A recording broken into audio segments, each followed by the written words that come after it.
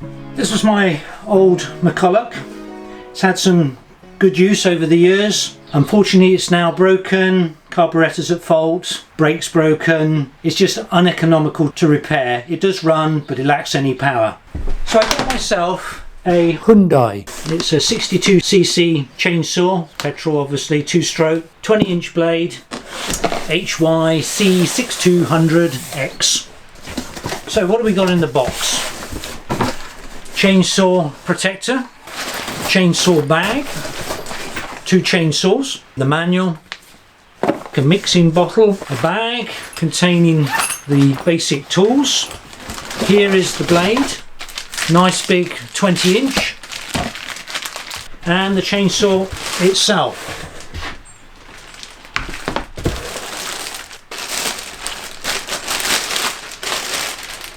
Blue for a change. This is what came with the kit. Pretty comprehensive. I'm going to start piecing this together. Let's take this off here using the spanner.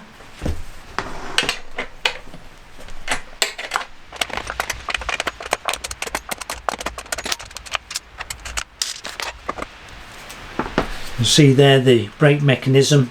Add the blade. It's a heavy blade. It feels well constructed. I'm just going to put that on there just like that at the moment. So you can see the difference in size of my previous one. Okay, having unravelled the chain, now to put the chain itself on. There's usually arrows on the chain. Also you've got a indicator on the bar.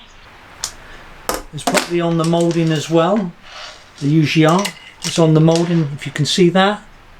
And also you have the manual to refer to. But if you look at your chain, this is the cutting edge there. And as long as it's going in that direction, that's fine. Putting it around the sprocket, make sure it's seated. Putting the bar in.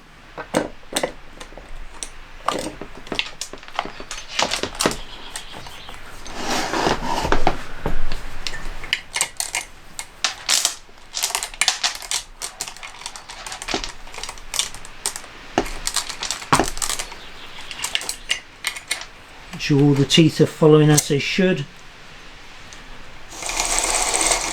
Running that along, making sure that's correct. Put the cover back on. There's a stud there you have to line up into the hole there to give you adjustment. It's got a nice little bit of flexible rubber there to keep all those chippings from getting stuck there. Question of lining it up.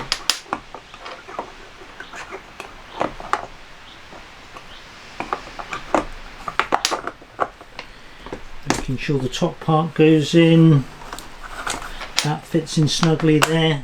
There we go, and that stud goes through into the guide bar. Put the nuts on finger tight. Okay, adjusting the pull up on the tip. And now with this adjustment here is to tension the blade so that it doesn't sag or droop but still moves around the sprocket itself. I'm going to back that off first, make sure it moves easily.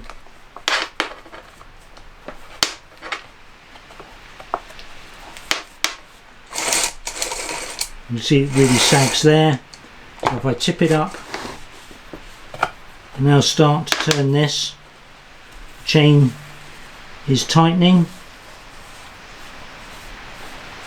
onto the guide, make sure it's sat properly. Yep.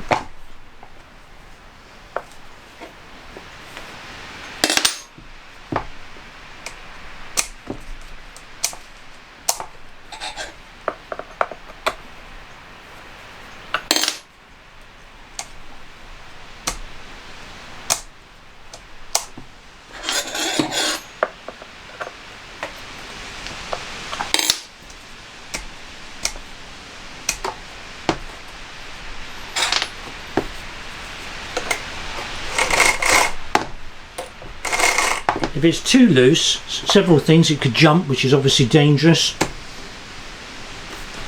It'll ruin the sprocket inside. It won't follow the guide, again being dangerous. I think we're okay with that.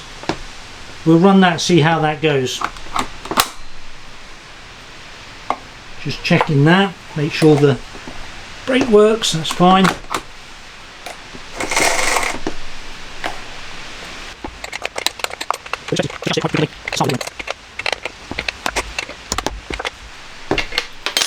So that's it tightened on.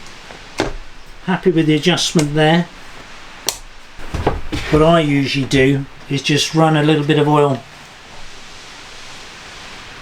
along there into the guide,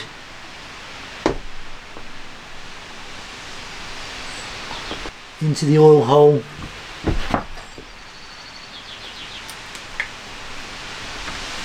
Okay, right. So we run that to see how that works. If it's too tight, again, I'll adjust that. It asks for a 40:1 mix, so I've got my mixing bottle here and it's got the appropriate marks on there. 40:1. To fill it up to gas, it says there, but petrol up to that point, and then add the difference in two-stroke oil.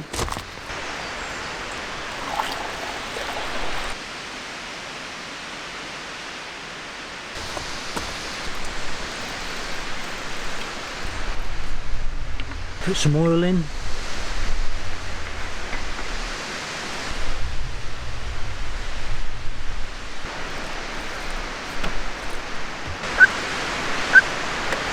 Pull the choke out.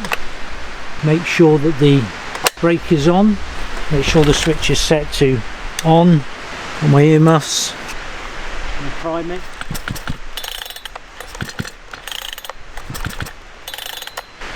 Halfway with the choke.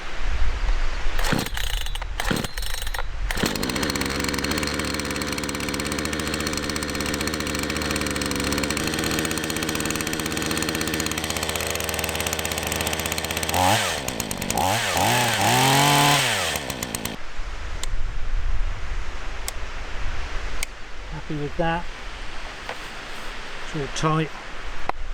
So having run it for a short time, I need to adjust the oil splatter. You can see there's some oil here coming from the oil feed, and it has an adjustment on here which allows you to increase the flow of the oil to lubricate the chain depending on what you're doing. By turning this screw here, I'm able to adjust it to a minimum or maximum flow. So I'm just going to increase it slightly. So I'm checking for splatter on the ground here by revving the chain and then seeing how much oil comes out.